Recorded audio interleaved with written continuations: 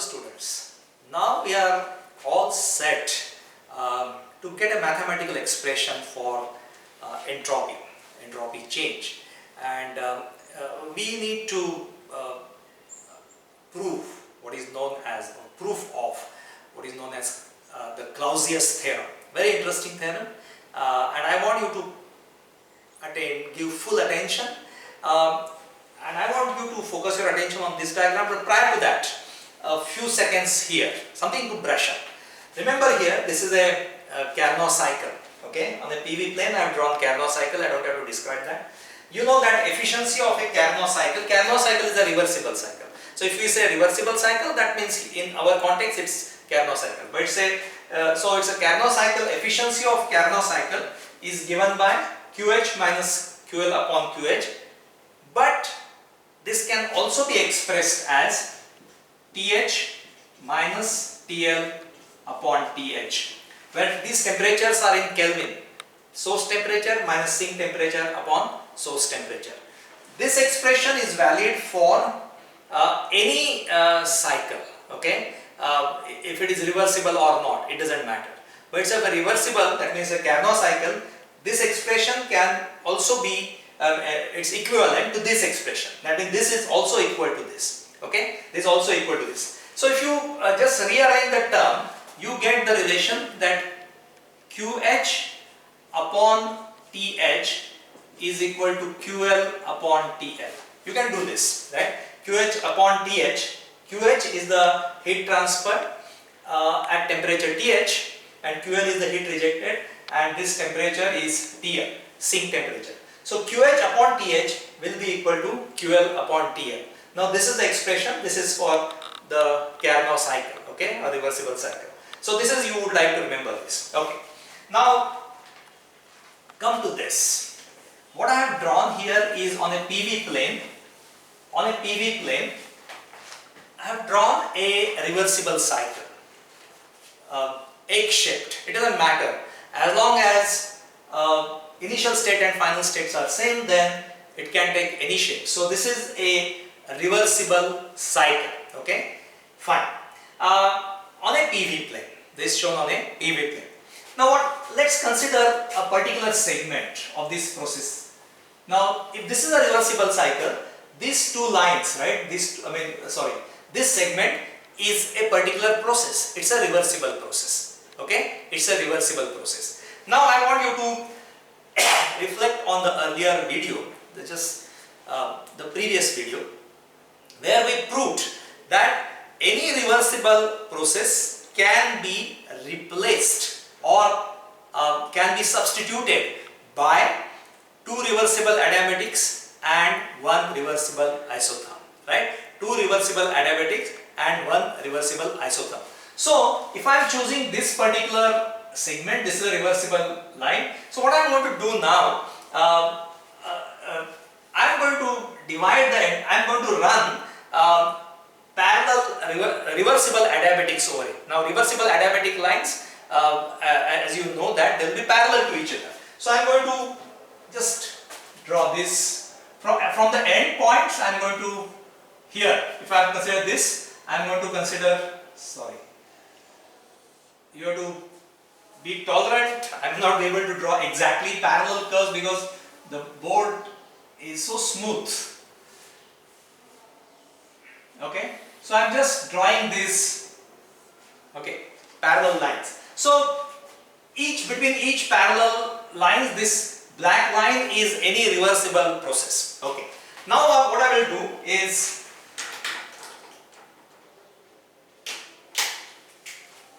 I will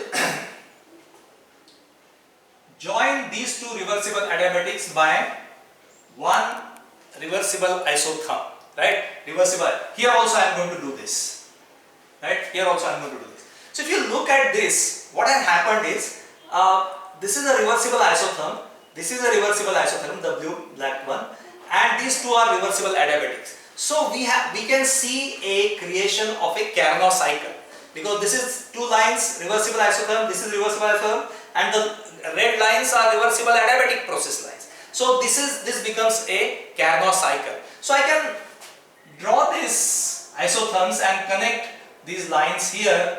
So, you know, like this. If I do this, what I have done is I have split this entire area into this particular cycle into number of Carnot cycles. I hope you can understand. They are split into number of Carnot cycles. And if I can imagine more and more Carnot cycles, let's say infine, each Carnot cycle close to each other, and between, if you just reduce the width, okay, reduce the width.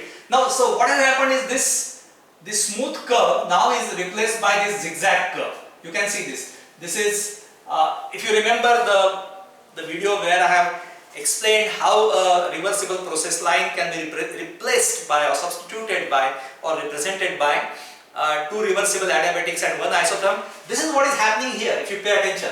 This was your line, which is reversible line. Now it is represented by one reversible adiabatic, then isotherm, then reversible adiabatic. Like that, if you just divide the entire, if you can imagine many Carnot cycles, you will see that this zigzag path ultimately will coincide with this smooth curve.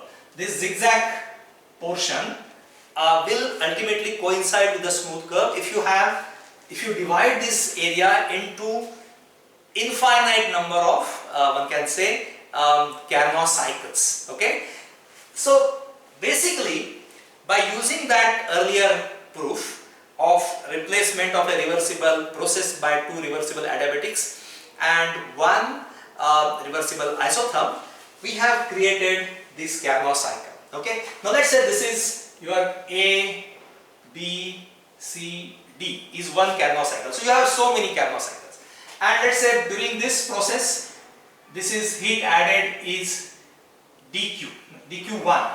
Here heat rejected is dq2, because we have split this into many Carnot cycles, dq2.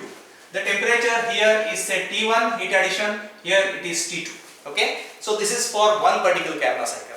Now I just told you that you can for a particular Carnot cycle you can write QH by TH is equal to QL by TL. So I can write here as this is dq1 heat added temperature T1, dq2 heat rejected at temperature T2. So I can write this as dq1 upon T1 is equal to dq2 upon T2.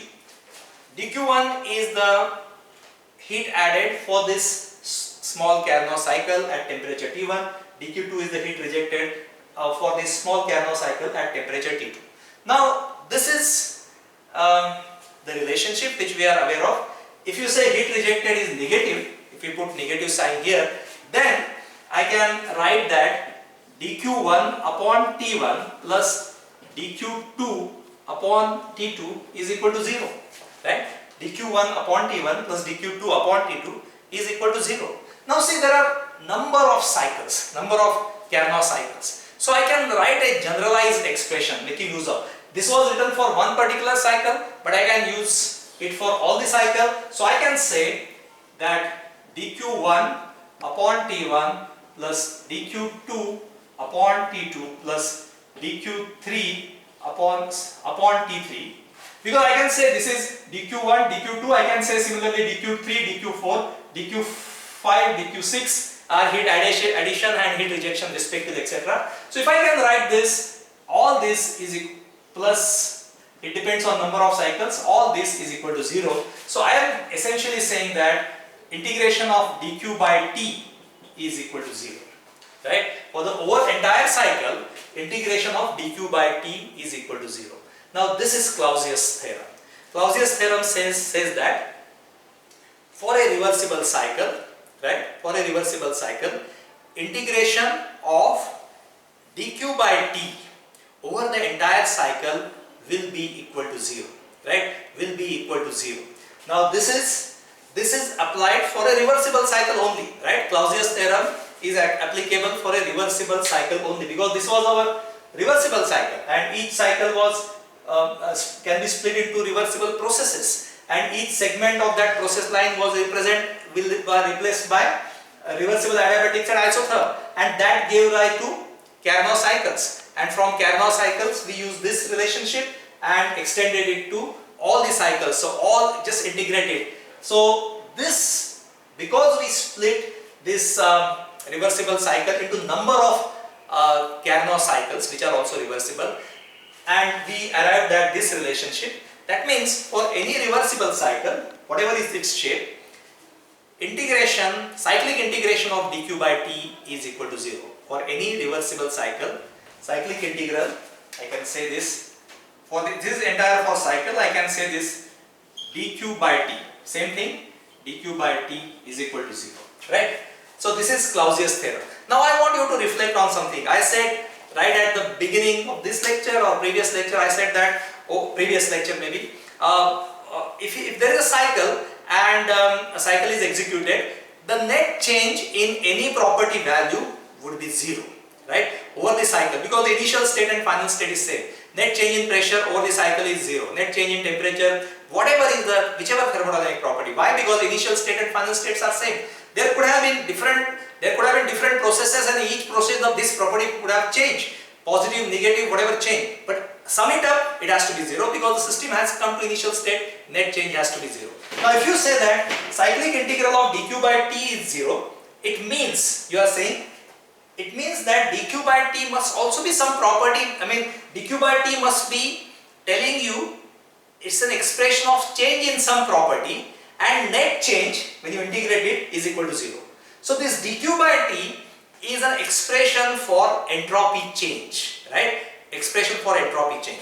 And dq by t over the entire cycle, if you algebraically add, that will be 0, right? So this is Clausius theorem, and this is also suggesting that dq by t is an expression for change in entropy during a process, right? And if there are many processes and all the change in entropy algebraically add it up, cycle is executed, so that should be equal to 0. So this is Clausius theorem.